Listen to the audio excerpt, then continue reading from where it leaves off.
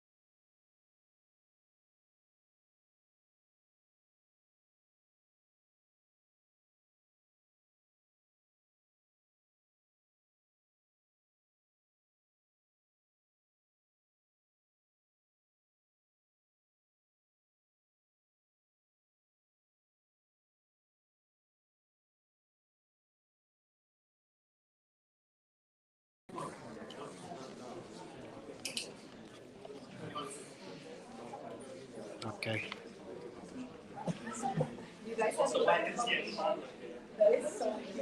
That's the. Can you hear the sound? Good evening, everyone, and thank you for coming. My name is AlNadwa, and I represent AlNadwa Free Thinking Society. Before we get started, please join me in a moment of silence to honor those killed in the ongoing genocide.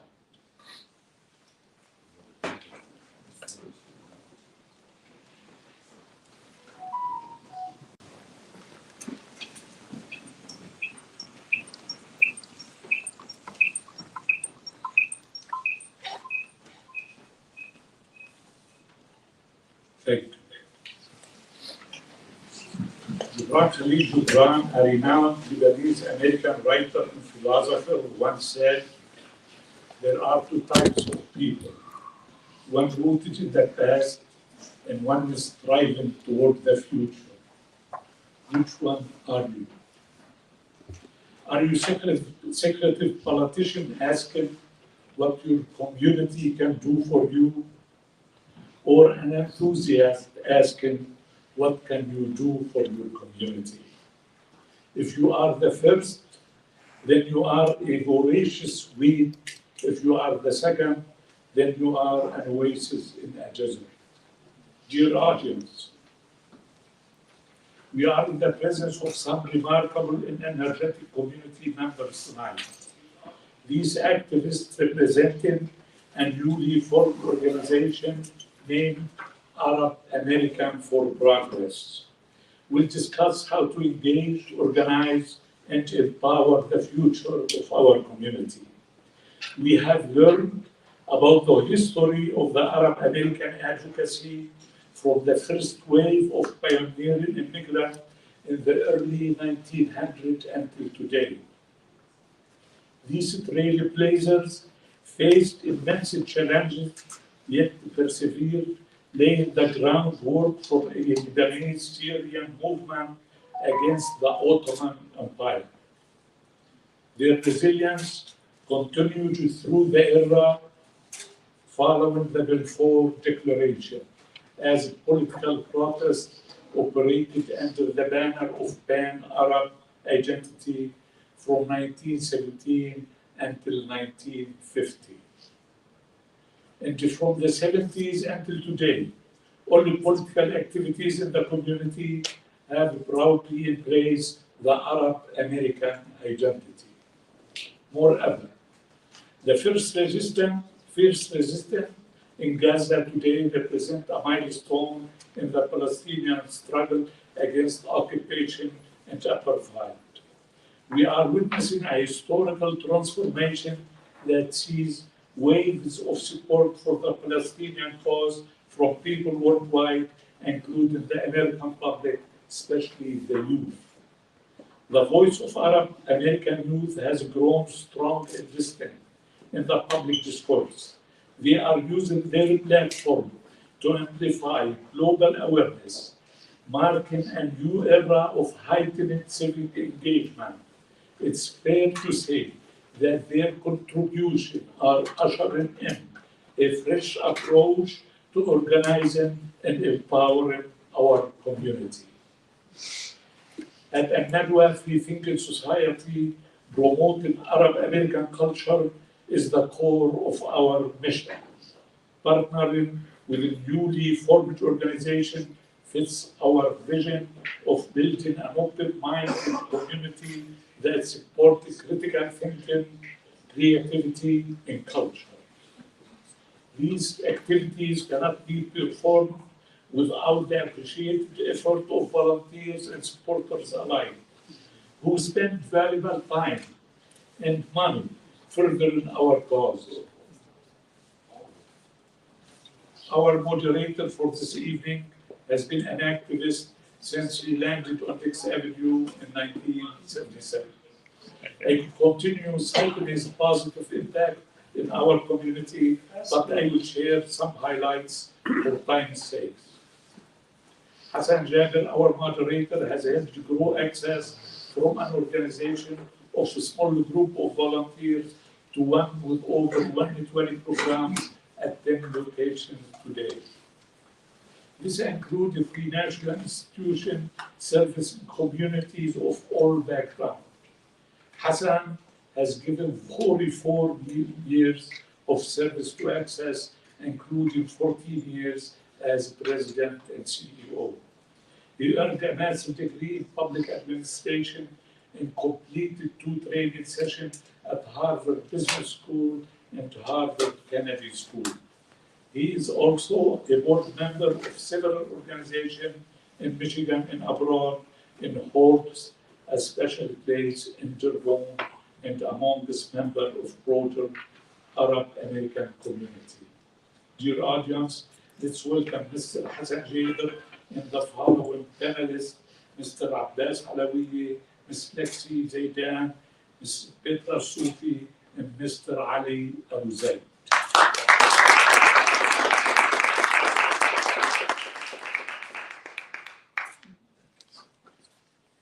Thank you, Alan.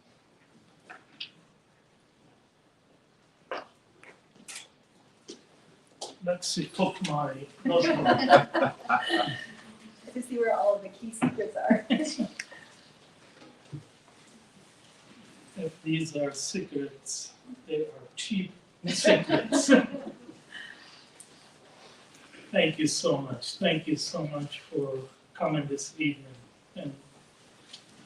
And I wanna say a special thank you for our partners in this endeavor, AlNadwa Free Society. It's a wonderful new organization aiming to enrich Arab American lives, connecting us back to our culture, to our poetry, to our history. And they've been doing an amazing job. Really needs your support. And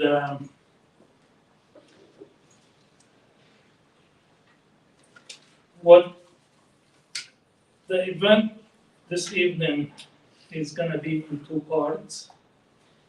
We're going to start with a panel discussion, roughly 45 minutes. And after that, it's a conversation between the panelists and you. Hopefully, we'll do this in an hour and a half. By the way, the joke about me is it takes me an hour and a half to watch 60 minutes. So, Thanks to Ramzi. So we have Lexi to tell me to hurry up.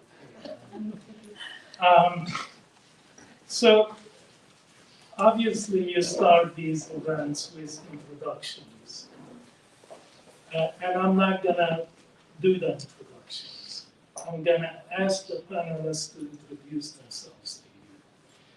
And we're gonna ask them to do it in less than half a minute. So we'll start with Lexi.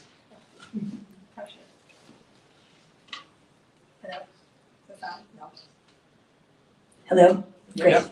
Hi, everybody.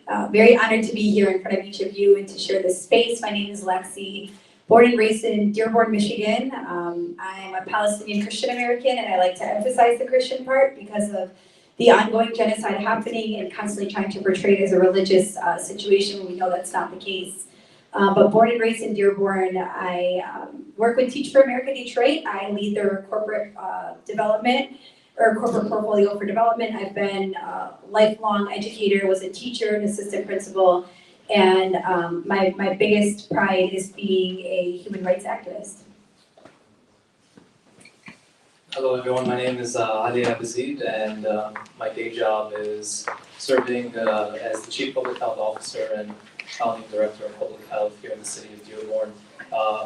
Dearborn, born and raised, my journey to today has been pretty non-linear. Spent about 5 years previous to this role in the federal government, working at the National Institutes of Health as a health advisor, bounced around the Health and Human Services portfolio, have done work around refugee resettlement, have done work in Lebanon, working with the United Nations, with Palestinian and Syrian refugees, and really honored to be here today with this excellent host of panels. Thank you.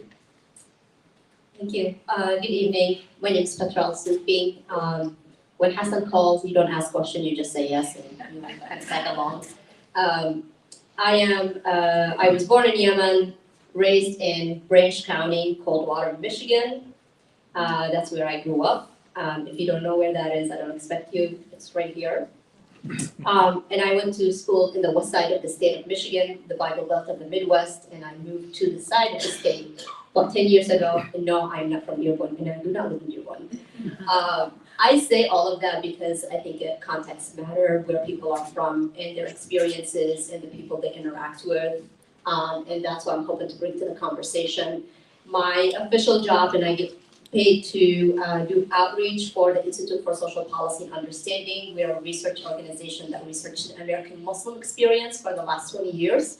I'm also very proud to be a Muslim American, so that's one thing I'm also bringing to the table. But a lot of all of these identities, and prior to ISPU, I was here in the museum for 5 years, so there's a lot of things that I do in intersections, and I'm hoping to make the conversation a little bit more complicated for us. Thank you so much, and thank you to everyone for being here and spending this time together. My name is Abbas Alawi. I was born in Lebanon at AUBMC. I'm from Arnoun, Lebanon, and Bint Jbeil, Lebanon. I have to say that so that my Bint Jbeil side doesn't get mad. A lot of you probably in the room. I grew up here, just a few houses down from Matam al-Amir on Miller Road, and ended up going to school, becoming a public health professional, master's in public health. Spent the last 7 years in Washington, D.C., first working on a USAID funded project. And then for the last 5 years, I was sprinting up Capitol Hill, working for the coolest progressive members of Congress around, former Congressman Andy Levin, Congressman Rashida Tlaib, and most recently as Congressman Cori Bush's chief of staff. I stepped away from that work this past September, and since October, I've really been doing a lot on ceasefire and coordination and collaboration with so many of the people in our communities working to save lives and around and other communities as well. I'm a democratic strategist here in Michigan. Thank you so much. Since you still have the microphone, the question to us, in my memory, maybe this is the second most challenging crisis we live in as Arab Americans. The first one is September 11, and now we have the Gaza situation. In between,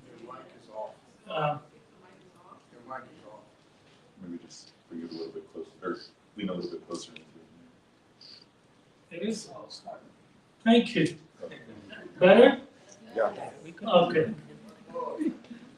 I was saying that this is the second most impactful crisis we go through as Arab Americans. First one is obviously September 11, and now we have the Gaza situation.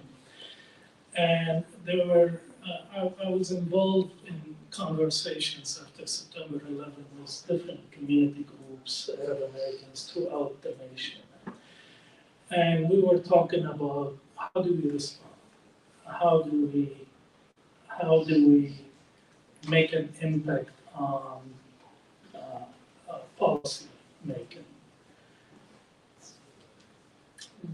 How do you evaluate where we are now as Arab Americans when it comes to impact on policy making, since you served in DC, and when it comes to electoral impact?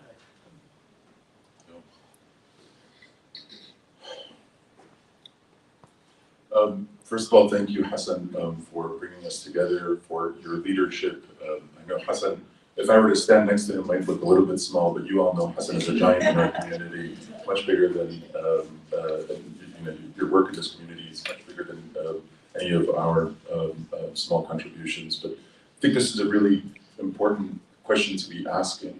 I think in a moment like this, we're living here in southeastern Michigan among Arab Americans. We're not a community that experiences foreign policy as something that is happening very far away and domestic policy as something that impacts us. So many of us are people who are survivors ourselves of US-funded wars. We know what that pain feels like in our bodies. If we didn't survive it ourselves, maybe our parents did, or maybe we love someone who has.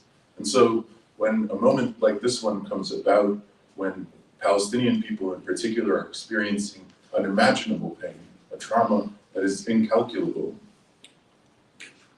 we are forced to reckon with this really difficult reality that we exist as people who are ourselves victims of the worst possible things that can be done with US taxpayer money.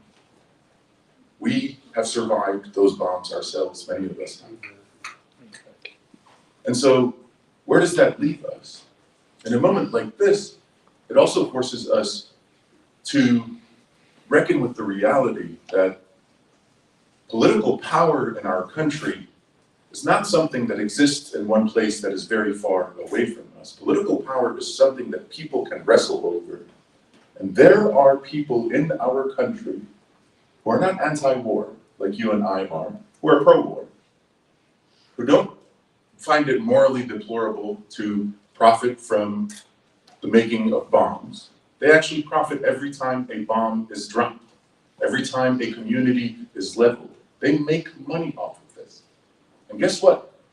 These people, they have a lot of lobbyists in Washington, D.C. They give a lot of money to political campaigns, and they are counting on us. They're counting on you and me to think that we are powerless. But the reality is, we are not a powerless community. We are regular, everyday people in this country who have as much power as anyone else. We have the power of our vote, we have the power of our organizing, and we have the power to build political pressure that convinces President Biden, in a moment like this, when he has allowed Netanyahu to drag our national politics to a genocidal place, we have the power to pressure him to do something different. So one of the initiatives that I feel very lucky to be working on in collaboration with Lexi and so many incredible organizers is a push to vote uncommitted on Tuesday, February 27th, as a way of sending a message to President Biden that he can count us out for his seemingly unlimited support for Netanyahu and his unlimited and unconditional funding for the genocide. There are ways that we can build political power in this moment. Tuesday happens to be one of them, but there are others too, like what AlNadwa is doing, what Arab Americans for Progress is doing. I think post 9/11, Hassan Access did some really incredible work in thinking through how do we make a breakthrough as a community. The mere existence of the American National Museum is something that came out of those really difficult conversations post 9/11. I think we need to be doing a lot of that same thinking right now, thinking how do we build our political power immediately, but also how do we build and grow our institutions that strengthen our political power overall. Ali, do you want to pick up on this? You've lived in DC and you know what groups have impact and what groups don't have impact. What are we missing as Arab Americans? After September 11, we had conversations, we talked about the need to build institutional capacities, to build community places, to build engagement, to build partnerships, but in particular, build an institutional capacity. Ali, from your perspective, living in DC and working on issues of capacity? What are we missing? Echoing Bez's gratitude to you, Hassan, for putting on this event and all the work that you've done, among so many others, to get us to where we are today. I think one of the things to understand about Washington D.C. and Abbas and I occupied different roles. He was in the legislative branch, and I was in the executive branch. The first thing to recognize is that Washington D.C. is full of some of the dumbest people on earth, especially in the branch that Abbas worked in. Truly, I mean, I say it facetiously, but very, very seriously. Congress, the United States Congress, is a place that has been completely taken over by corporate interests, is a place run amok with millionaires and billionaires. And when we understand and accept the reality that our United States Congress is a place that is serving the interests of capital, serving the interests of money, then we recognize why the issues that we care so deeply about as a community, including Palestine, why they aren't given the sort of public policy focus that our community demands. For me, the question is, I start with first interrogating the concept of what does it mean to be an Arab American community. I mean, obviously we're not a monolith. We have so much diversity across racial, ethnic, religious, cultural, financial backgrounds that it really begs, a question of where we start, maybe academically, but when you get to sort of a practical application of where we are and how we sort of build institutional capacity, I think it starts with recognizing where we stand on sort of a power axis. How much power do we actually have? Who is that power in our community? Are we recycling and regurgitating the same cycles of ineffective leadership from generations past? Or are we sort of interrupting those cycles?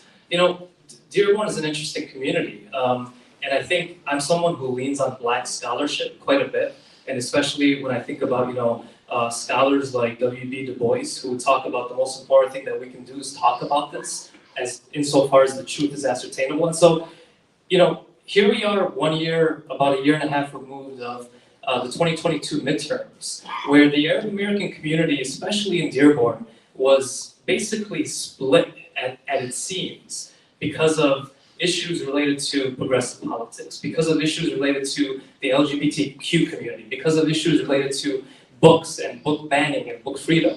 And here we are a year later, all of us seemingly on the same page.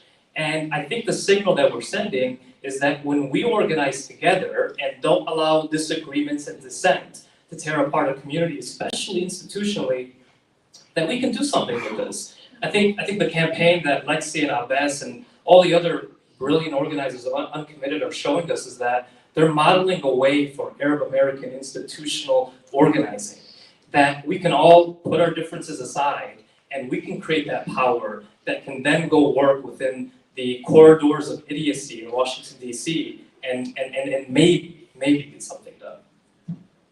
Thank you. Hey, Lexi,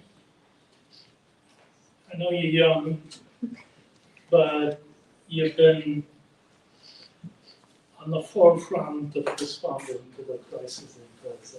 You and many from your generation, we thank you. How do you evaluate how the community responded to the crisis in Gaza? Yeah, I want to echo what Abbas and Ali said about thanking you for bringing us into this space. I think mobilizing like this and being in community to have these conversations is really important. I think I was smiling at a lot of the stuff that Ali was saying, because one of the things I think that plagues our community is the willingness to trust each other and to build upon each other and to understand each other's background. I talk a lot about my unique experience of growing up in Dearborn as a Christian Arab, and how my closest friends and the way I talk about the Muslim community, some of my best friends are. I have that privilege because I grew up here and I understood what it meant to be raised in Dearborn alongside my Muslim brothers and sisters, and what a beautiful community it was.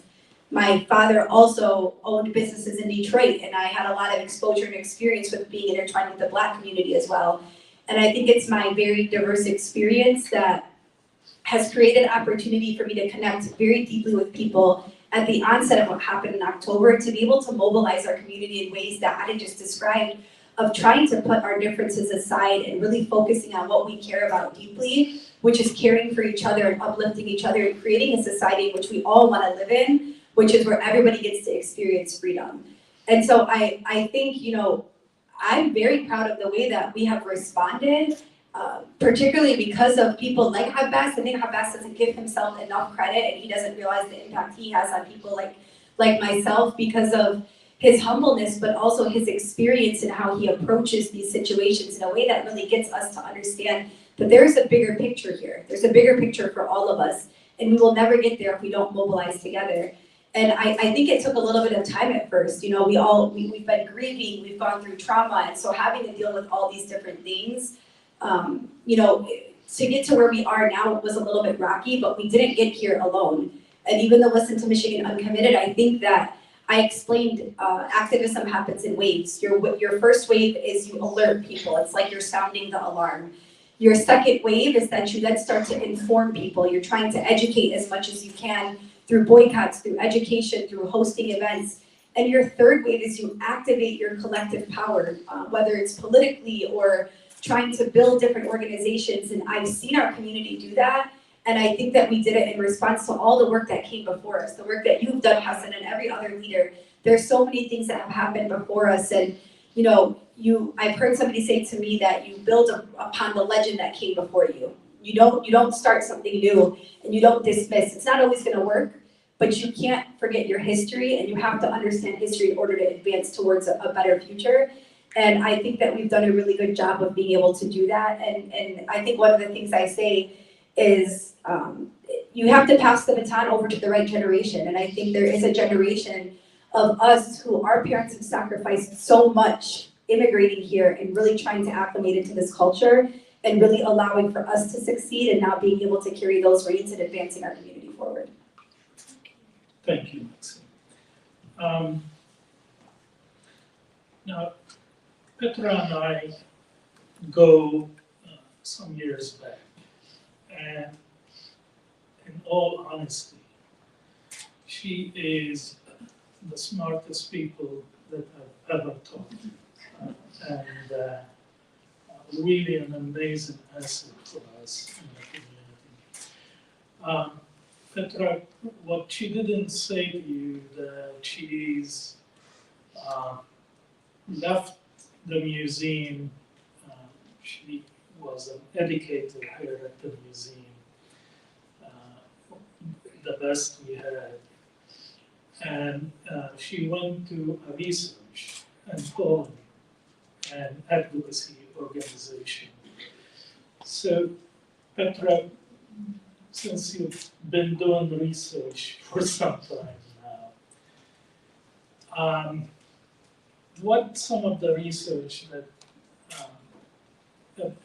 it's most interesting to share regarding Arab Muslims? And after that, I want to follow to everyone with a question about what is our Arab American policy agenda should look like. So get ready for the second. Let's go.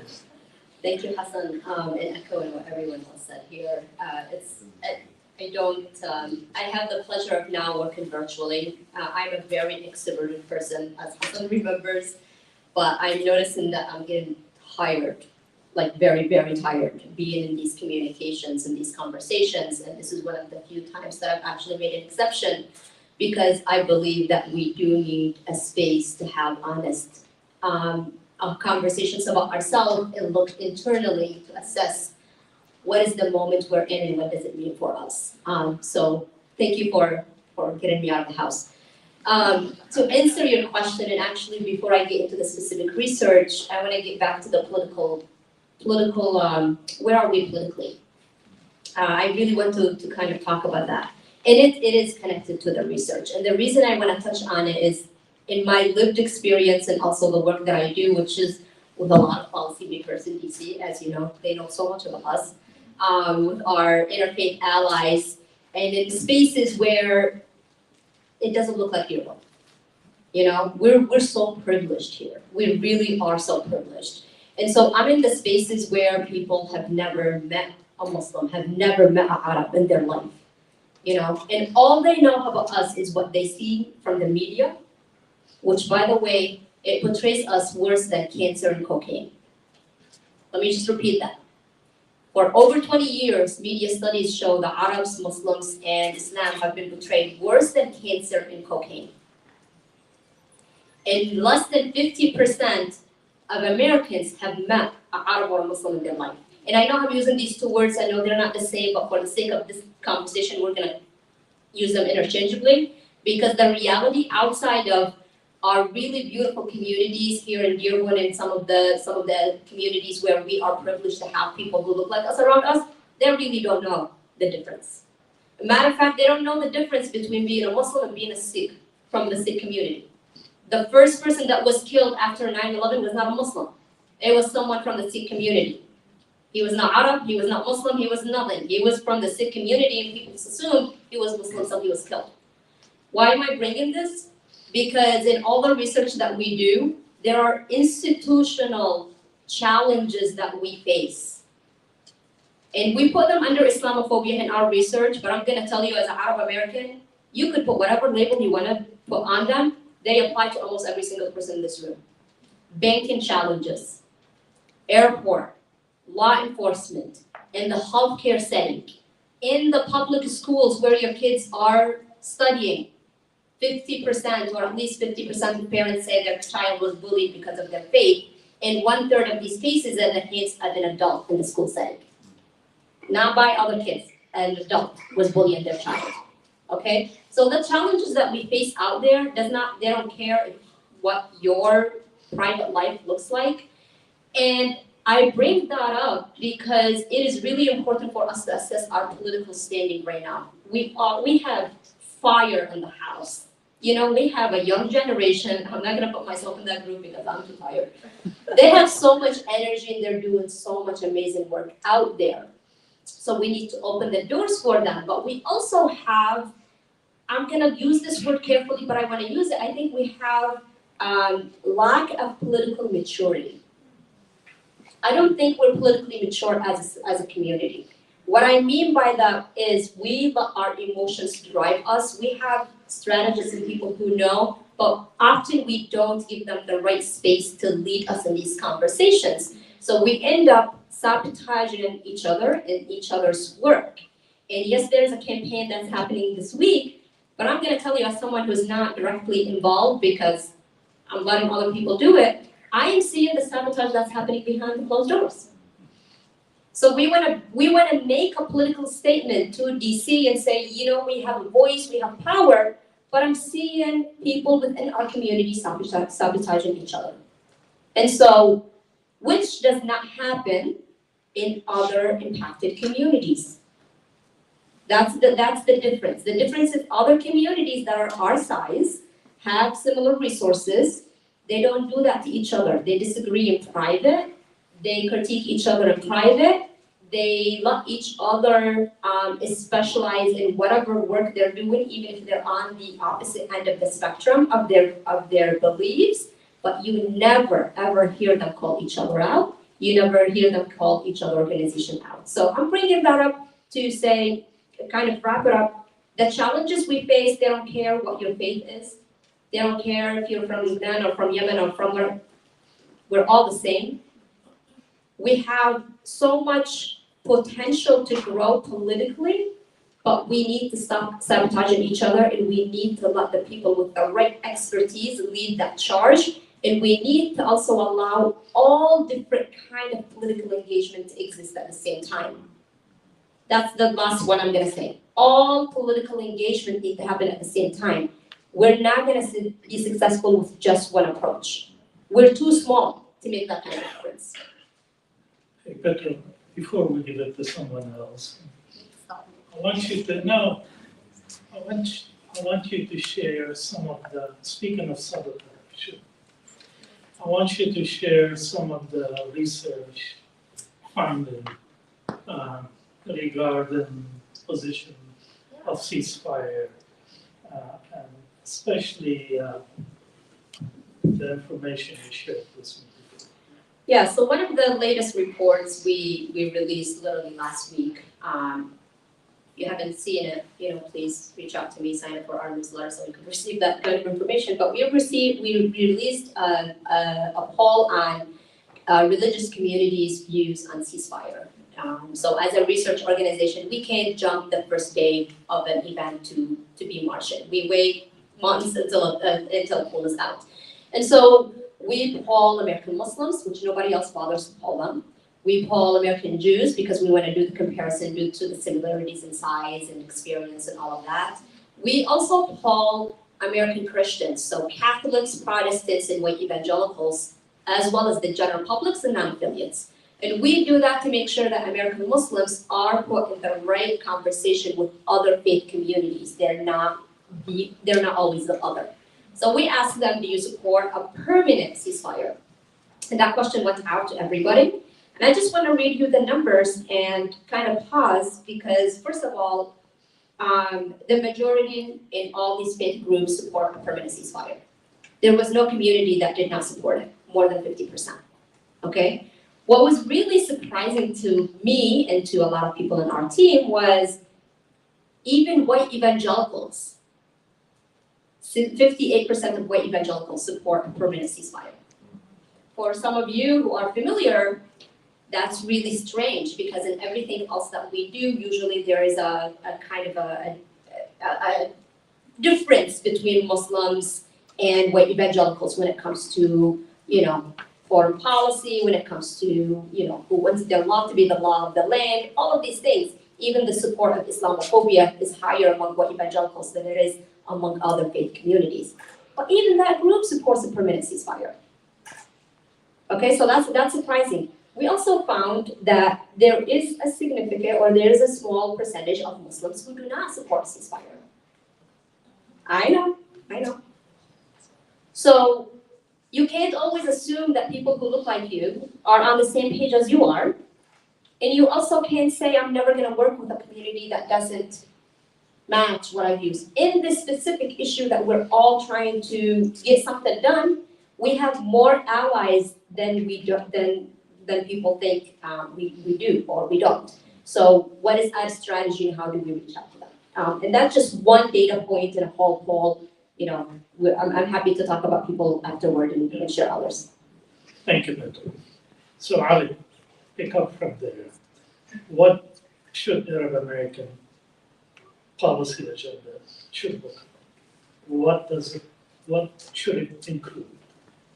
I'm just struck by what Petra just said about not all American Muslims support a ceasefire. Actually, she didn't tell you it's 20%. That's enormous. That's not shocking to me, actually. Because of some of the Muslims that I'm a Muslim identifying person. Because of some of the Muslims that I've been around Washington, D.C., what was this, 2019, when we had that little rift? I used to say a sort of crass joke when I was in D.C. that there are some Muslims who would justify drone strikes in Yemen if it meant a $20,000 pay increase in the federal government. And it's really not a joke. Those people exist. I have interacted with them. I've been in circles with them. Just to show you how insidious the powerful interests around warmongering and the weapons manufacturers are. I mean, if you're an American Muslim and you work at a Raytheon or you work at a Northrop Grumman, weapons manufacturers, you should really be asking yourself fundamental questions. And so this question about community is something that I interrogate often. I felt more in community at times with Jewish members of the community. I felt more in community with Black members of the community than I have with Arab Americans, than Muslim Americans, because community for me is defined as who views liberation as something that cannot happen in isolation, who views healing as something that cannot happen in isolation. Put better, who views liberation as something that has to be a collective, concerted effort. And the reality is the Arab American policy agenda should be a domestic social policy agenda that leads with making sure that we treat poverty as the pathogen that it is, that we make sure that people have livable wages, that we increase the minimum wage, that we believe that universal health care is something that's promised to all people. Because as Abbas alluded to at the beginning, foreign policy and domestic social policy, those are misnomers, those aren't real distinctions. Foreign policy is directly connected to domestic social policy. And so the Arab American policy agenda needs to be one that recognizes that in order for us to be free, in order for Palestine to be free, we need to support Black people in America to be free. We need to make sure that we're rooting out anti-Semitism and anti-LGBTQ hate in our communities too. We need to make sure basically that we are tying our liberation to every other liberation effort on earth. That's the Arab American policy agenda.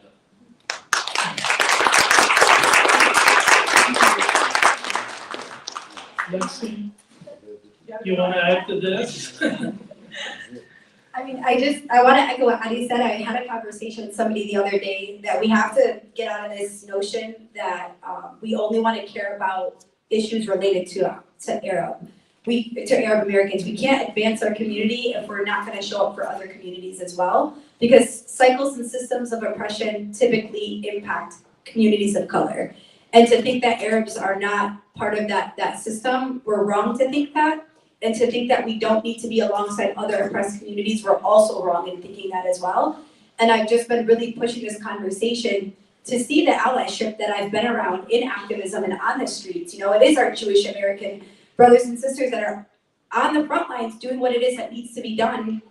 And I'm not saying that Arab American voice needs to be solidified or starred by another person, but what I am saying is that what I want to reemphasize what Ali said, it's about collective power.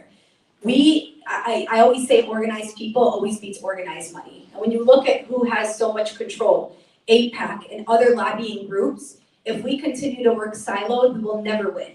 But if we work in a collective effort together, then we're moving in the right step and in the right direction. And again, we're creating an environment and in a society, I'll continue to repeat this, where people are truly and genuinely free. I can't sit here and say that I want Palestinians to be free, and I'm going to reemphasize again what Ali said, but then hide behind the bars or behind the curtains when it comes to advocating for Black rights and our LGBTQ rights. I have to be willing to be on the front line for any person whose identity is threatened by corporate interests and special interests, which is currently wreaking havoc on our democracy here in America. And so I think, again, to emphasize the policy agenda is echoing what Ali said. But I think the other piece that's missing too is understanding we have to define what our collective North Star is.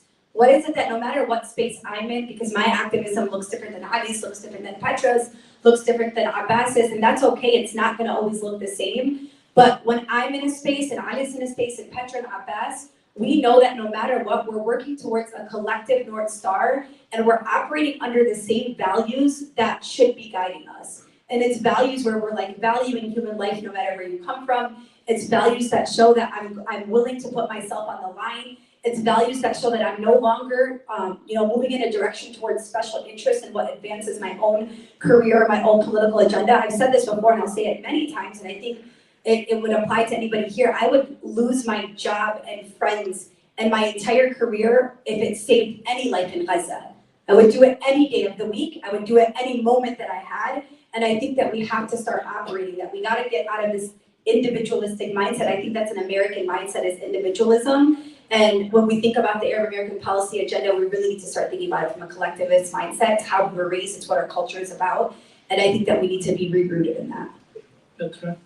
I mean, I promise to complicate things, so that's why I'm here. I think another part of, in order for us to have a collective or an agreed upon policy agenda publicly facing, we internally need to acknowledge the differences that we have. And we also need to recognize that not all issues are going to be viewed similarly across our communities. What I mean by that, and also there's the third component of that is back to the maturity and the understanding, recognizing where certain issues need to be debated at the national policy level, where some need to be at the local level, and some need to be at the school board or with your child's teacher. What's the connection? And what's the connection between all of that?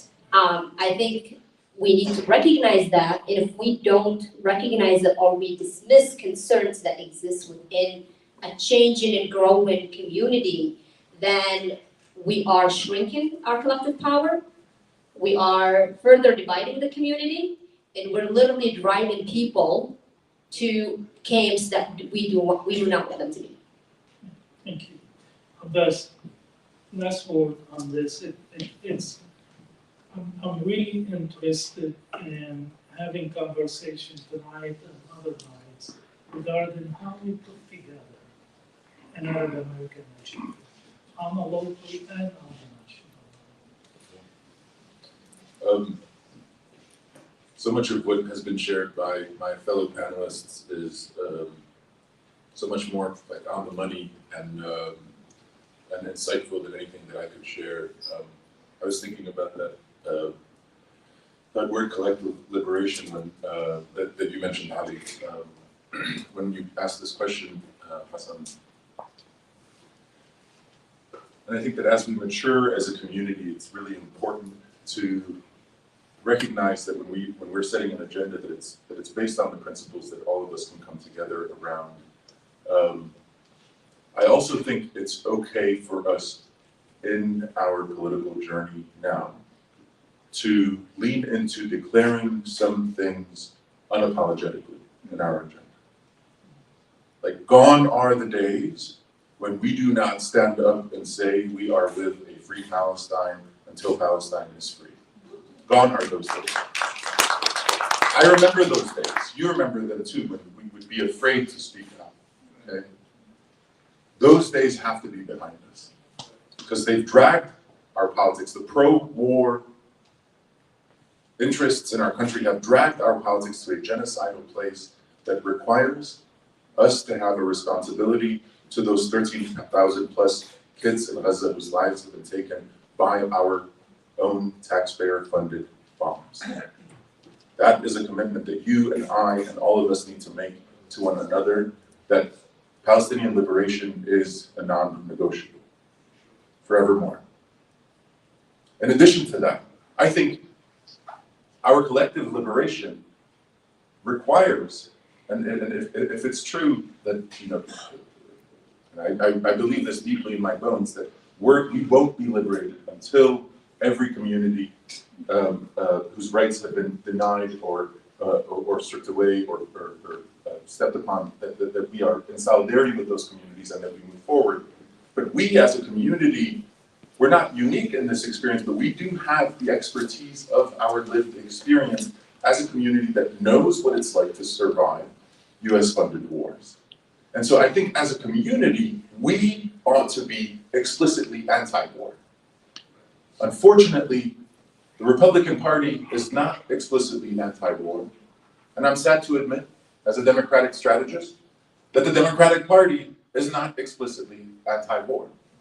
We need an anti-war movement in this country, and Arab Americans ought to be at the forefront of that movement, linking arms with every other community that is working towards that end now.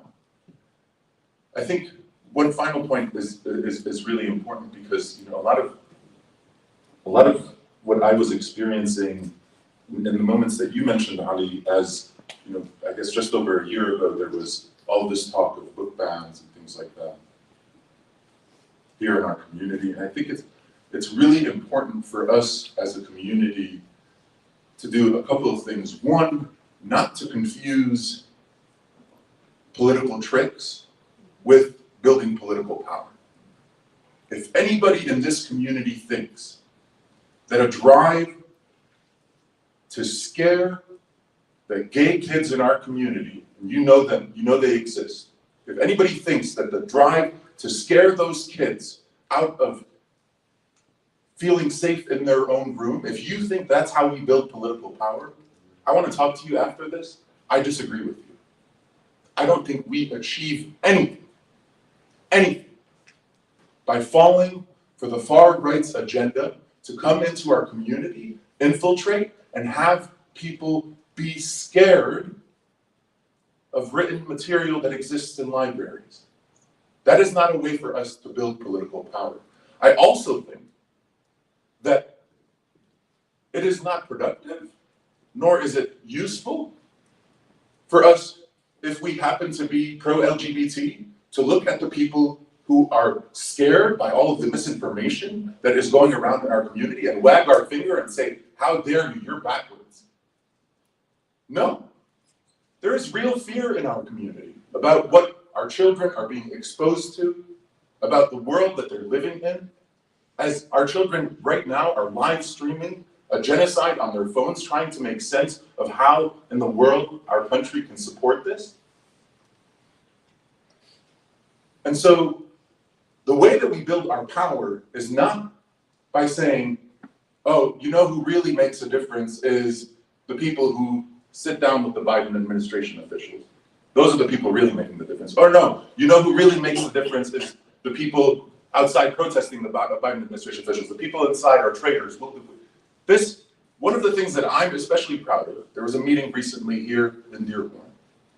And I'm a part of the Listen to Michigan campaign. And I was inside that meeting and said in that meeting something that I will say publicly to anyone, looked those people in the eyes and told them that if you have not advised President Biden to call for an immediate ceasefire, then don't show your face in this community because you are demonstrating that you wouldn't care if we were among the dead. And I'm proud that outside of that same meeting, Lexi and others who are part of this campaign and just organizers were protesting that meeting. Petra's point is a really important one. We build political power when we come to a common agenda and we're reading from that script outside at the protest and inside in the meeting and on the phones when we're calling our representatives. We have to be invested in each other's liberation across the board. That requires us not tearing each other down and not suggesting that one political engagement is more worthy than another. Okay, best stay Can on I that. add something very Sure, quick? sure. I just want to add, I think a key thing that was really important, because I was very anti-meeting, by the way, but it was like my shared relationship and my trust with Abbas. Actually, Abbas helped me come over a bridge that I didn't understand because of my own emotions and the impact that I had being a Palestinian and feeling like my community was betraying me by being in that meeting. And I think the key thing was shared understanding between Abbas and I and shared trust. And I think that's really important when you're trying to build agendas and build movements. You have to also build shared trust so that way no matter what, I will give my life to Abbas and I know I can trust it. And I think that was a key element and a key piece that I really want to emphasize because I can be outside protesting still and saying I'm not for the Biden or his administration while Abbas is in there saying it. And I'm trusting Abbas that's in there saying it. And then also Abbas is not afraid to bring me along on the journey to understand why both perspectives are really important. By the way, this young lady organized a protest at Gary Peters' house. And the day after I told her, I have a meeting with Gary Peters, I want you to come with me.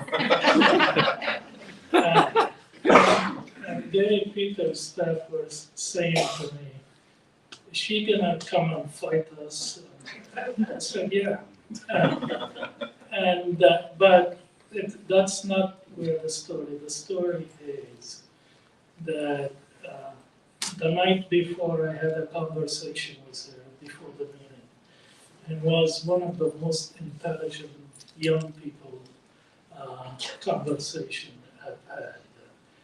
And I told her what we're doing, she told me how she feels, and we both agreed that we both are doing what needs to be done.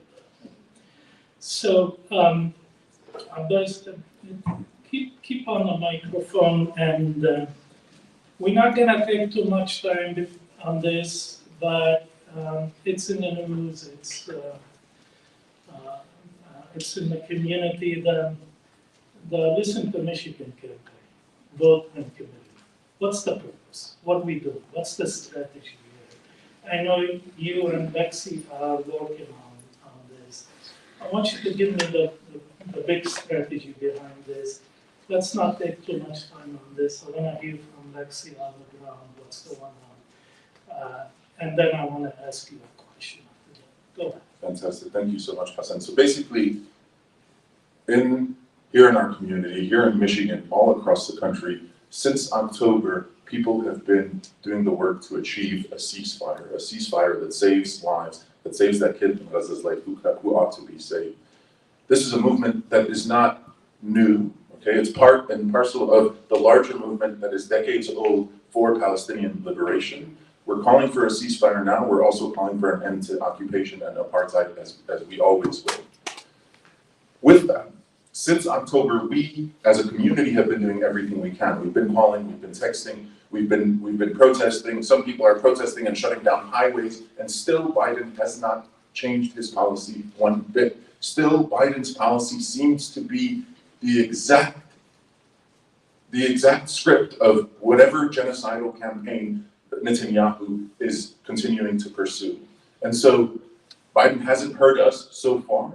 He needs to hear us. And he needs to hear us because a ceasefire is necessary and urgent for saving lives, but also we know, as people here in Michigan who are experiencing that deep sense of pain, a state where he got to be president because we put him there, because Arab American and Muslim American people here in this state, along with others, organized and helped deliver him the presidency in a very key state. What's happening right now is our movement for a ceasefire.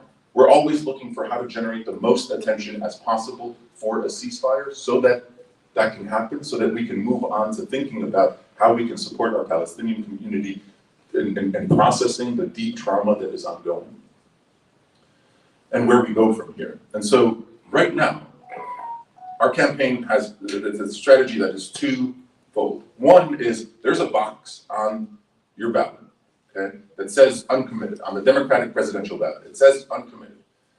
Not every state has that uncommitted box. And so what we came together as organizers and said is, okay, there's a box, and we know people in our community are hurting.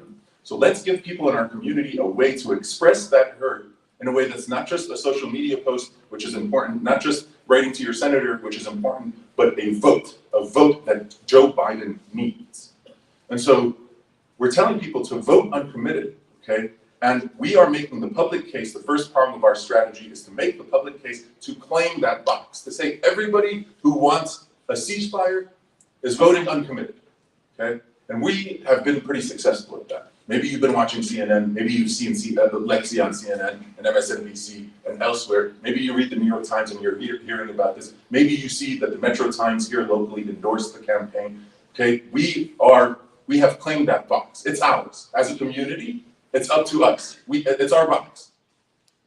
And so now the second prong of the approach is, can we get our community to vote uncommitted? Can we flex our political muscle, grow our political power? That is up to us. That's a question for you. If you've voted already, great. If you haven't voted already, between now and Sunday, you can show up to the city clerk's office and pull a Democratic presidential primary ballot and circle uncommitted. And some people will say, well, why not pull the Republican ballot to really show them that I don't care? No. The president right now is a Democrat. His name is Joe Biden. We're sending him a message. The purpose of the campaign is not to sink anybody's political career or another. It's for us to be accountable to that kid in Gaza.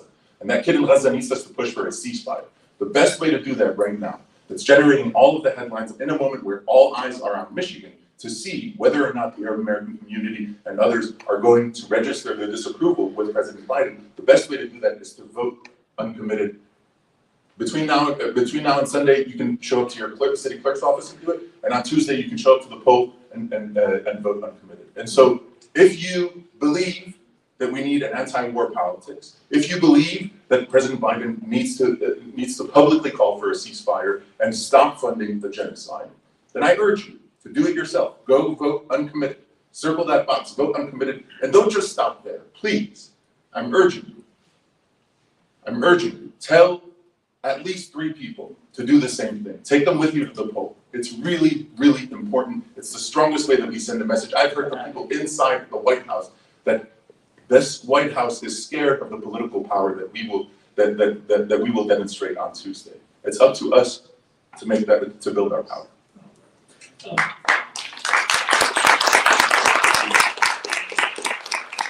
There's one more, I mean, and we talked about this.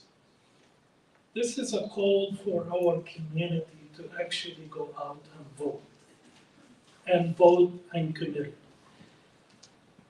If we not shown a significant percentage, and by significant, we all know that this is a campaign that was put together in the last 2 weeks only.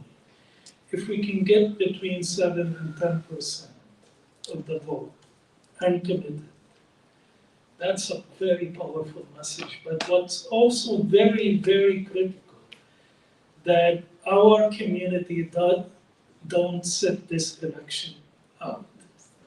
That's the worst outcome that we can face. It's all about the numbers. If we can show that we have a significant number of a margin shifted, that's a very, very powerful message. And it's an empowerment for our community. Let's see, I know you're working on the ground. Anything you want to share that community should know about?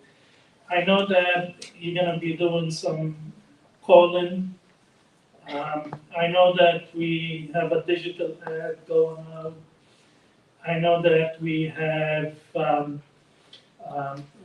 actually mailing that's going to go to, 190,000 households? 75,000. 75,000.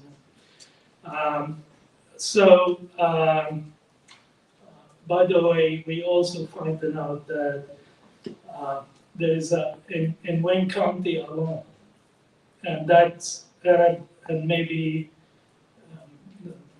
names similar to Arab names and Muslims.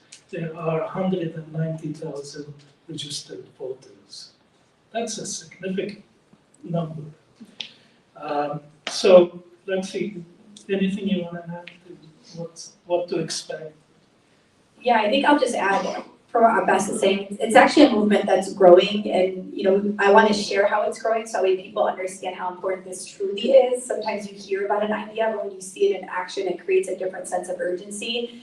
And what I will say is, this happened, we launched it less than a month ago, and we've already had people across all of Michigan that are engaging, even nationally. We had Our Revolution, which is an organization that endorsed it nationally, that is actually having their own folks that are calling and texting and sending information to people in Michigan about voting uncommitted. We've had phone banks across the city of Dearborn and Detroit, where we've had a number of diverse folks, Jewish, Arab, Black, white, that came in and is making calls to voters, asking them to vote uncommitted. And I think just the point that I want to emphasize that Hassan just shared is the power of voting and how we cannot sit this election out. There was an article that somebody shared the other day. I don't think I was born at this time. I don't remember what mayor it was under, but they had, at the time they had said like we had an Arab problem when we were coming into Dearborn. I do. And thank you, yes. And part of our response to that is we actually started to mobilize each other, and we started to grow our numbers of our number of registered voters. And to this day, it's something that we should be proud of. We have elected our first Arab Muslim mayor of Dearborn. We have Abraham Ayash, who's the majority floor leader. You have Alabas Faryat. You have Wayne County Commissioner Sam Beydoun. We have so many of our leaders in this community that are Arab, that are in these positions. They didn't get there miraculously. Nobody put them there. We mobilized and we put them there. And so there's an opportunity for us to do the same thing. And if you like to participate, I would urge you all to go to listentomichigan.com and find ways to get involved. Any additional phone bankers that if you want to phone bank with us, if you want to text bank with us, if you want to potentially door knock with us, stand at the polls on the day of elections and pass out literature that tells folks to vote uncommitted. It's an amazing strategy that was built by really, really educated and intelligible strategists to show that we have collective power here, and that right now we are not aligned with Biden or his administration and or the Democratic Party. and that they need to listen to what our community has to say. All right, so because we had extremely smart panelists, we went over time on this part of the conversation. Now we want to shift to you. Any questions from anyone? Hey, Amanda, where is Amanda? Come in. Hassan, I do have a question. Yeah. I have a mic. You can, but Amanda, come up. Want to give it to the people? Amanda. I want you to take the microphone to the people who are listening. And Ramzi is first.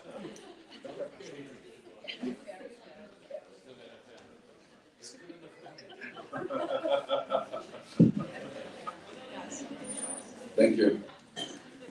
And I think the campaign is great and the message is great, but why not, instead of uncommitted, write in Rashida Tlaib's name to protest the way they treated her in Congress? Send a double message. Yeah, I'm happy to answer that question. Thank you so much. It's a really good question. Part of what we know, and I spoke with the Michigan Secretary of State about this directly, is that any write-in vote, regardless of what you write in will not be registered anywhere. There will not be somewhere where it says Rashida Tlaib got 100 votes or 500 votes. That does not happen, because in order for a write-in vote to be registered, a candidate would have to register as a write-in candidate by a certain date, and no candidate has registered for that here in Michigan.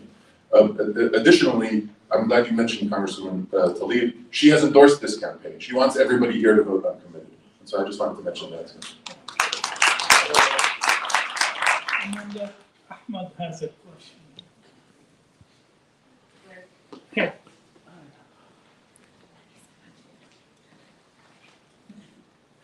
Is it on, Amor? Yeah.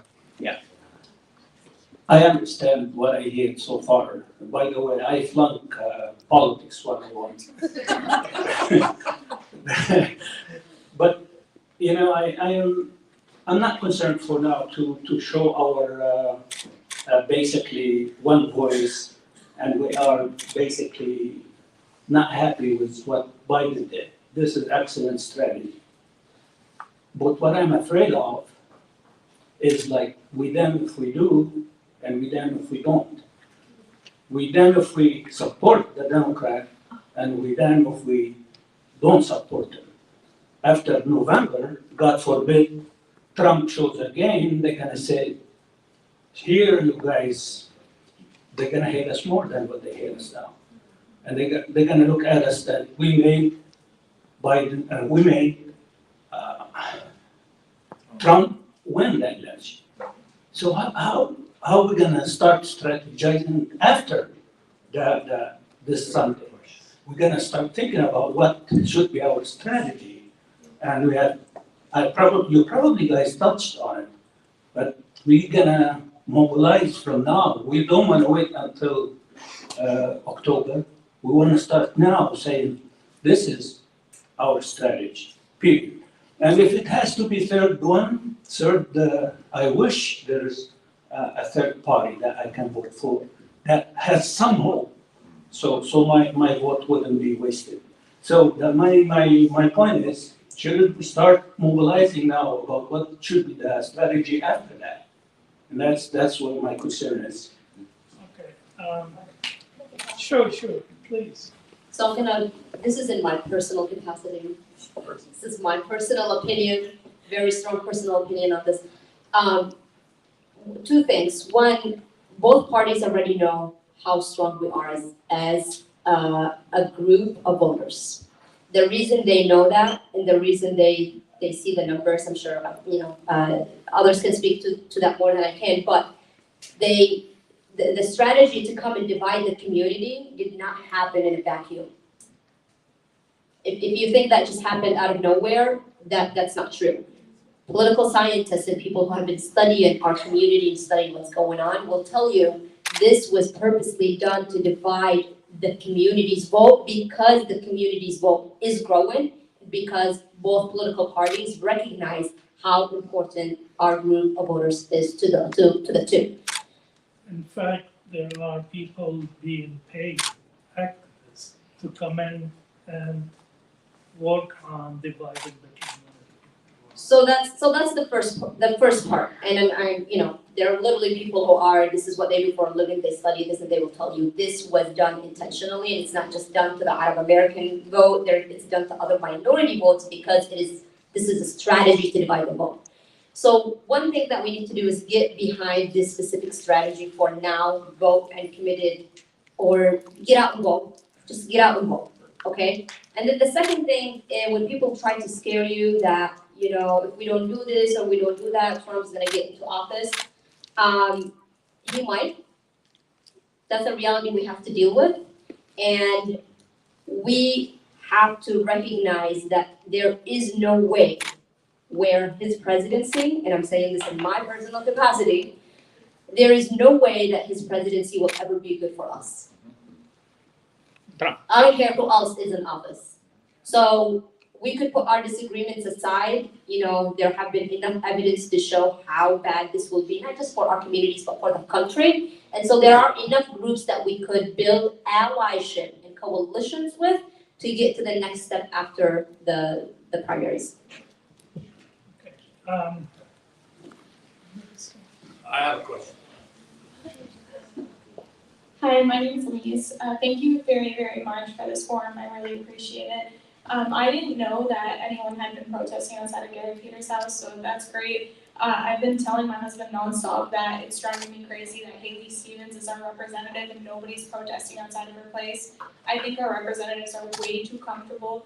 In other states, like, people are calling Blinken Bloody Blinken and throwing blood at his cars, and I think that kind of activism is putting a lot of pressure on our representatives. And so essentially I'm just asking, like, if there's any kind of network I can leverage to help me protest outside of Haley Stevens' office, I would really appreciate that. You just find me after. Okay. Your dad next, or from here. Assalamualaikum everyone. So I have a question for all the panelists because I'm very intrigued by the research done on the 20% of Arab Muslims that don't want a permanent ceasefire. Was the question specifically around permanent? Can I get that clarity first? Yeah, the question asked if you support a permanent ceasefire. Okay, then this goes into my follow-up question. So everyone on the panel is very aware of wanting liberation for Palestine, right? And these words have meanings. A permanent ceasefire means a pause on war, right? North and South Korea have had a permanent ceasefire since their war, and there are plenty of Koreans who do not like the idea of a permanent ceasefire because it did not move on to part two, either full occupation or treaties. So if we're considering Palestine and Israel is occupying actively a lot of Palestine. Are we really sure we want to get to a point of a permanent ceasefire where Palestine is still being very occupied and Israel just gets to pause the genocidal stuff that we are documenting now, but it doesn't stop the harm that's started 75 plus years ago? I guess I want to ask where your minds are around the concept of a permanent ceasefire, because if I had taken that survey, I would have been part of the 20% who said no. Ceasefire, yes, in real time, there are people dying 100%. Permanent ceasefires do not do anything for the people that are being occupied. Again, referencing Korea. The Koreans on both the North and South have their own permanent ceasefire. So I kind of want to pick your brains if you'll have capacity to make for that. I mean, that's a complicated question, and part of research is you need more research on certain data points, All we know now is a data point that tells us this is the percentage of people that did not support a ceasefire. It does not say why or who they are. And I think one thing that we could do is speculate, maybe it is people who say, I'm not comfortable with a permanent ceasefire, I want something more. But it could also be the people that says, you know what, no, this is not what we want. And I will tell you from our own personal experiences, it's probably a mix of all of that, because we've all talked to Muslims who will say the craziest thing you've ever heard in your life. But others might be expecting more. So I don't know. The short answer is we don't know. We can't tell from the current research that's being done. But it's also something that for us to just keep an eye on. It's similar to when we see that internalized Islamophobia is actually growing among American Muslims. It's decreasing in other groups, but it's growing among American Muslims. So there are a lot of different things that we can gather and say maybe it's that kind of picture. And that will require time and resources to get into that. And I think obviously there will be more research on this down the line. But for the moment we're in, that's just a reality we have to acknowledge and realize who's in arcane and who's not in arcane, whether they're Muslim or not, or and how to handle conversations when they come up. I think we worded to be a little bit more clear. I guess for Just the panel can you use tonight- the microphone? Oh, it's fine, I'll be loud enough. For the panelists tonight, is a ceasefire tied to true liberation? I think I can put it that way, it's simple. Like, is a permanent ceasefire a solution to true liberation? You know, I think something that Lexi said earlier, just the phrase shared understanding is hugely important. You know, someone can go call themselves a capitalist or a socialist or a communist, and the only thing that matters is do we have shared understanding around these terms. In the current context, since October 7, it's very clear that we have shared understanding around permanent ceasefire. That means no longer are we going to have a 5-day ceasefire like the one that we had in December. No longer are we going to have a 2-week ceasefire. Permanent means permanent right now. You know, none of us walk around chasing streetlights and treating them like the moon. We all see American foreign policy for what it is. We all recognize that it's a bipartisan affair. We all recognize that, you know, the occupation has continued. We all recognize that ethno-nationalism in the West Bank has continued. We all recognize that settler colonialist expansion settlements are continuing in the West Bank. I think and I know I can speak for all the panelists here, is that any day that gets us closer to a cessation in hostilities means that families are no longer torn apart by children and men and women who are dying. There was some studies done during in a sort of previous escalation showing that for every Palestinian killed, 13 members of the family was mourned that person. I think that's a huge underestimate, but I think anything that gets us closer to this secondary chronic trauma that's being faced by the Palestinians is one way towards, you know, liberation. But I appreciate your ethos. I appreciate what you're getting at. Thank you. Sure. Thank you very much. In 1984, before you were even born, I'm very happy to see that the generation after 1984 is on the panel. Jesse Jackson was one of the people who promoted and tried to put the Palestinian question on the platform of the Democratic Party. Since then, many of us who were support of that cause and support of Jesse and his effort, and we were trying to put the Palestinian question on the platform of the Democratic Party, just for human rights support to be on the platform, and we have not been successful. Even for the last election or before, even when after the progressives came to at least there has been a group of that they claim they're progressive, and we still could not put the Palestinian issue for human rights on the platform of the Democratic Party, let alone the fascist Republican Party. How can we make the Palestinian issues and the platform of at least the political parties, and I say, even though we disagree with Biden wholeheartedly, how can we push to put the Palestinian issue on the Democratic Party, okay, or perhaps on the Republican Party platform? Yeah, that's a great question, Dr. Yusuf. I think if we look at what we have now, we have a president who is not with us on this. And Democratic Party leadership across the board who are not with us on this, whether you're talking about in the House of Representatives, in the US Senate, and elsewhere in the Democratic National Committee itself. And so I think there is a lot of groundwork that we need to lay on that long path of ensuring that Palestinian liberation ends up on the platform. I do think that that work starts here in Michigan. I do think that there is a world not too distant from now where we build enough power in this state, where we show up for our Black American siblings and our Jewish American siblings here in Southeastern Michigan, and for workers and for people who are living in poverty, where we really build a movement here in Michigan that also includes Palestinian liberation.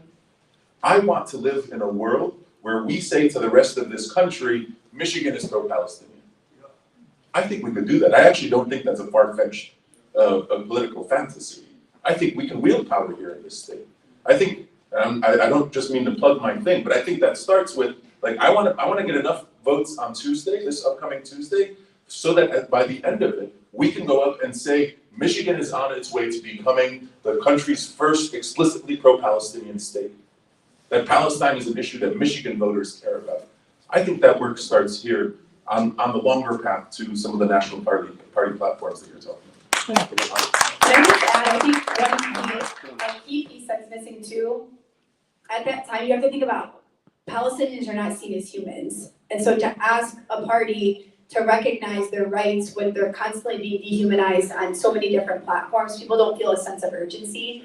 And what I want to build off of what Abbas is saying is we're actually at a key moment in history right now where we have done the activist work for people to understand the trauma and the grief and the experiences of what Palestinians are experiencing. And they're no longer seeing them as second class. They're seeing them as their own. And I think that's a key piece of the moment that we're dealing with right now, where you can take strategies and now combine it with elements that are really important to human rights activism, which is seeing people for what they are, which is people, and being able to build on this key moment in a collective way, where Listen to Michigan is really important, again, not because Abbas and I are sitting on this campaign, but it shows a collective strategy that we can all get behind, where it's not just a short-sighted decision, but it's actually a long-term strategy too, where let's say we do hypothetically get Trump for 4 years and we have to sit through that pain. I can guarantee you in 2024, Democrats are gonna, or in 2028, Democrats are gonna come knocking on our door because they know that in 2024, we mobilized and we did what we needed to do for them to hear us. And so I think that we're dealing with a much different situation than back during that time where they denied that platform, and we're really entering into a space where they're gonna give us the platform and they're gonna listen to us. So, yeah. I'm feeling that we abusing your patience, and we went over time. So we're gonna take 2 more questions, and that's it. Okay? And thank you so much. I know you wanted to ask a question. Amanda, what are you doing? She went to sleep. No, somebody there. I do it. You do. Well, my question is about the uncommitted strategy. What if we don't have enough votes? Isn't that gonna backfire? That's one thing. The second thing, are you coordinating your effort to tell the community to come and vote with other leaders in the community? So I would like to hear your opinion. Yeah, thank you so much for the question. I'll take the second question first. Yes, from the beginning, the weekend before our launch, we invited as many community leaders here in Southeastern Michigan, among Arab and Muslim American communities specifically as possible, got them all in the same room, people who usually don't talk to each other, and went through and explained the strategy as I'm explaining it to you now. And so we are doing that work and invite you to join us, either you or people you love, go to listentomichigan.com, click the volunteer button. You can actually sit at home and automatically, it's a dialer, it automatically connects you, and there's a script on the screen, you can talk to people about, hey, I need you to vote uncommitted too. I would encourage you to do that. If we don't get as much votes as we can on Tuesday, I'm gonna come find you and say, why didn't you do enough? This is just as much as on me as it is on you and every single one of us. But here's also what I think on Tuesday. Our goal is not a specific number. Our goal is to ensure that our community understands that the pro-war forces in this country want us to believe that we have no power, that we shouldn't vote. We are mobilizing around a strategy that is encouraging people to vote, okay? That is number one. Number two, our goal is to make sure that ceasefire is part of the national conversation in a way that pressures Joe Biden to call for a ceasefire, to push for a ceasefire, so that the killing can stop. That is something that we have already achieved in terms of making sure that it's part of the national conversation. Now, how do we amplify that? How do we amplify the impact of that? If we can come out of Tuesday and, you name the strategy. One strategy that I've been sticking with is, Trump, the last time Trump won was in 2016. In 2016, Trump won by about 10,000 votes, 11,000 votes, okay? If we have at least that many uncommitted votes here in Michigan, people who are voting uncommitted to tell Joe Biden that they need a ceasefire, that's something that the White House will pay attention to, okay? So at least that much. I think we can get a lot more than that. I think the only way we get a lot more than that is if you join us in making sure that everybody you know and love votes uncommitted on Tuesday too. One thing that hasn't been mentioned yet is that this strategy is not unprecedented. In 2008, when the Democratic National Committee left Barack Obama off of the Democratic primary ballot, Obama supporters were encouraged to vote uncommitted, and over 500,000 did, in a huge slap in the face to then presumptuous candidate nominee Hillary Clinton. And so that was actually the beginning of the end of the Clinton campaign. So this campaign has precedent in its power to shift the national conversation, even if it doesn't win the election on Tuesday. Thank you so much. We have two quick questions. My first one is there anything being done to mobilize Republican Arab Americans in the state? There's a large population, right? And then his quick question. Well, basically it's not a question, it's just more trying to get more understanding. Just help us to understand what is it uncommitted. What do you mean by uncommitted? We're trying to get more understanding so we can have more people get involved. Thank you. Yeah, so if you could make it quick, who else wants to do this? But just make it quick, and we'd be happy to have additional conversation after this. And we have one last question. I have one question. From a good guy. What? You're not tired, we're not going anywhere. Why you? I'm not tired. I'm just worried about you. We like to listen to these young people here more. Just keep going. Don't worry about it. Okay. Anybody wants to be All right.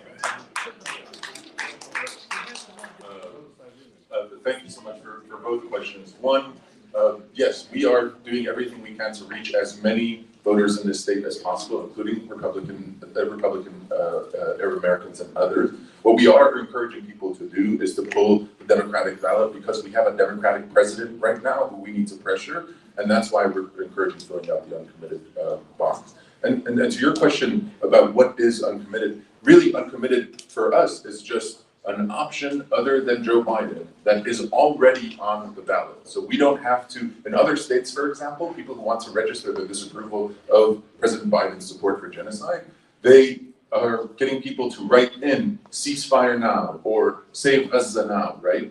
But to teach a lot of people how to do that, that usually takes a lot more a lot more voter education. In our case, there's already something there, right? And if you write in Free Gaza now, it won't do anything. That actually is not an option to you. It won't show up anywhere. But we've claimed the uncommitted box. We did a public campaign in the media saying everybody who votes uncommitted is for a ceasefire. And so now it's just telling as many people as possible that we did that work and that circling uncommitted is a vote against war.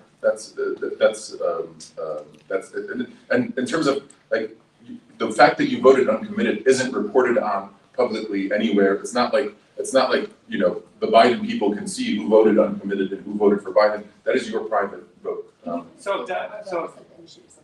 Yeah, and the rest of the initiatives. So basically, if we check the box, it means we're not voting for neither one. Right? Exactly. Is that what it is? Yep. Yeah. You're declaring yourself that like I'm not affiliating myself with any of the options at this moment. Right, thank you. But because of the media campaign, at the same time, we in the midst of information, we just before coming, the Jerusalem Post just did an article on Michigan uncommitted campaign. We have the Metro Times endorsing our campaign newspaper. So it's never really, we've never been to this level of organizing before. So again, what's really critical is for us to go out and vote. I think that's a good option we have, because a lot of people, I'm involved in the community for years. A lot of people have doubts about neither candidates. People are afraid to go out and vote. They are registered to vote, they are capable to vote, but too afraid to go for the vote because it's uncertainty, because the uncertainty. I hope you understand what I'm coming from. So I think this is a good option, a great option for us to do. Thank you for your participation. Thank you for your effort. Thank you. Thank you. Oh, Yeah, and I think the last question. oh, I'm sorry. Can you give us? It's okay. Last question, It's okay. It's okay. Now I can ask my question after round.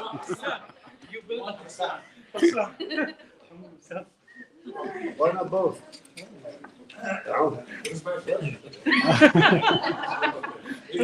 After. Okay. I have two small questions. Actually. First one is, do we have any statistic? What's the percentage of the Arab Muslim community who vote last election? And second question is about the uncommitted campaign. There is a lot of people who doesn't speak English here in the community, and they're not very active. Is there any kind of campaign targeted those people? And I would love to know. Thank you. Thank you.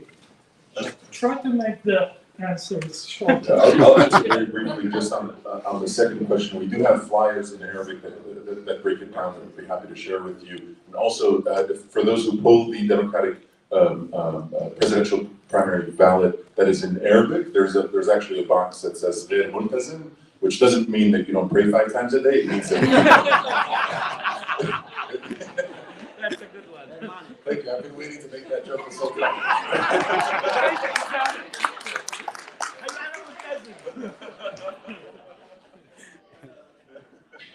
Okay, Aoun. I could answer the one on the statistics. We have the privilege of There is Aoun. one answer. Petra, On the statistics, so between 2016 and now, we closed the gap between what we call the Inshallah voters. We use that. So the Inshallah voters are those who are able to vote. They're legally able to vote, but they're not voting or they're not registered to vote. We closed that gap from 20% to now 0%. We don't have that gap anymore. That's in 5 years. So the next part of it is we just need to get people out. And we still have 15% of the community that says, I'm not gonna vote ever, no matter what you do. So forget about the 15% because you're just gonna be wasting your time. The rest, the only reason is them getting out. Thank you. One question. Can you give us an idea about your newly born organization, Arab American for Progress? Is it an APAC or what? It's not an APAC. APACs are different legal registration. This is an organization that came about even before the October 7 events. And it came about because, and it's a C4 organization. C4 legally, you focus on policy and elections. We never had a C4 organizations before, never. And the C4 organizations in Washington, D.C., Arab Americans, are actually not a C4 organizations. So there was a real gap in terms of our ability to organize and be involved with electoral and policy issues. And there were limitations on C3 organizations in terms of how much we can do being involved in policy. So this gap, we've talked before about building capacity. It's an effort to build our capacity, to empower our community when it comes to public policy issues and when it comes to elections and our impact in elections. So that's the purpose. It's been a gap for us on a state level for Arab Americans, and it's been also a gap, unfortunately, on a national level. So we're trying to plug, we're trying to work on overcoming this handicap for us as a community. And I think Lexi said something really important, that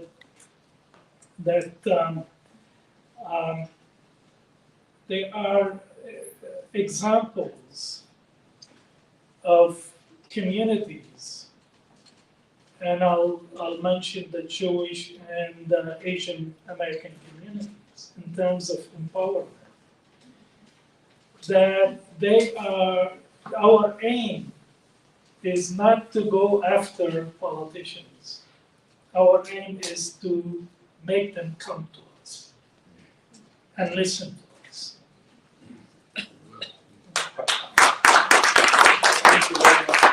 If you'll allow me just a moment, because I don't know if I'll get another opportunity to tell this part of the uncommitted campaign story. You know, when, I guess, I don't know if I'm still considered young people, but younger than Hassan at least. But when young people are organizing an initiative like this, we were in the middle of starting to launch the Listen to Michigan campaign, and we needed actually a C4 that could house this initiative. And we were going around thinking, oh my God, how are we going to run this campaign? And eventually happened upon the idea of, oh my God, Hassan has been working on this initiative that is just starting to launch, but we could use the capacity that's there. So I called Hassan frantically, telling him about this Listen to Michigan idea and trying to convince him to vote uncommitted while I was driving down the highway. He said, Best, I can't even hear you. Meet me at you tomorrow morning. So I showed up at Playview and explained the strategy to him, and he said, anything the organizers need, let's figure out how we can work together. And so I want you all to think and to understand that yes, young organizers are leading this campaign, are doing an incredible job. People like Lexi and so many people, like Layla Awad, our campaign manager, and others are doing incredible work. But we wouldn't have even been able to get off the ground if we didn't have the faith and the trust of Hassan Jabir specifically. I just needed to name that so that we as a community have that understanding, because he really came through for the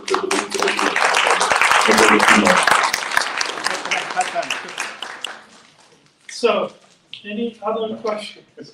We need more of this, Hassan, especially before November. We're gonna try to do this on a monthly basis. Okay? I want to thank you all. You've been wonderful. You get a sense of community when you sit and listen to each other. So we thank you and we'll see you again.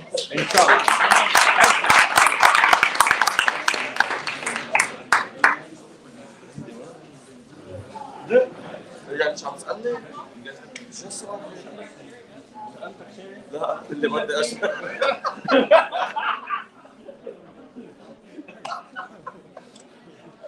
شكرا.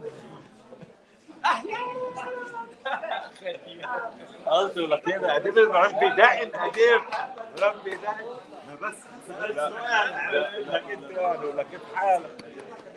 وعدوان ولا حياة محمد ولا اي شيء. هي الرقم اكتب معي عراقي هي رقمك انت عملت وقت كنت بلبنان وحكيت معك وقلت لي اسمك ليش رحنا بلبنان وقلت لي بلبنان ونبر